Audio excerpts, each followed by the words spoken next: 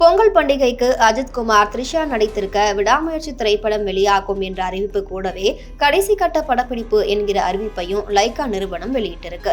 நடிகர் Ajithkumar good bad ugly படத்துக்காக உடல் எடையை குறைத்த நிலையில அதே லுக்ல இப்ப விடாமுயற்சி படத்துடைய இறுதி ஷூட்டிங்லயும் நடிக்க போறாரா.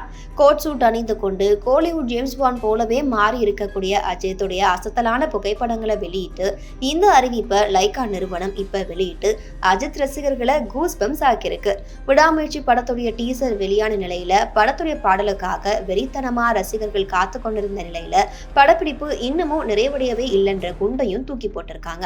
விடாமுயற்சி படத்துக்கு அப்புறமா ஆரம்பிக்கப்பட்ட குட் பேட் அக்லி படத்துடைய படப்பிடிப்பே முடிந்து விட்டதா ஆதிக் ரவிச்சந்திரன் சமீபத்துல அஜித்துடைய ஒரு புகைப்படத்தையும் வீடியோவையும் வெளியிட்டு ரசிகர்களை இன்ப அதிர்ச்சியில ஆழ்த்தியிருந்தாரு.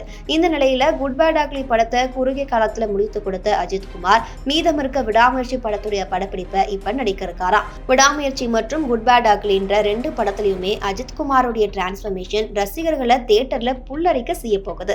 இந்த அறிவிப்பிலையும் லைகா நிறுவனம் விடாமுயற்சி பொங்கலுக்கு ரிலீஸ் ஆகும்னு அறிவிச்சிருக்கு. குட் பேட் அக்லி, விடாமுயற்சின்னு 2 படங்களுமே கடைசியா பொங்கலுக்கு வெளியாக போகுதுன்னு ரசிகர்கள் புலம்ப ஆரம்பிச்சிருக்காங்க. ஜனவரி மாசம் விடாமுயற்சி, பிப்ரவரி மாசம் குட் பேட் அக்லின்னு வெளியிடுங்க, அடுத்த வருஷம் அஜித் வருஷம் தான் ரசிகர்கள் கமெண்ட் பண்ணிட்டு வராங்க.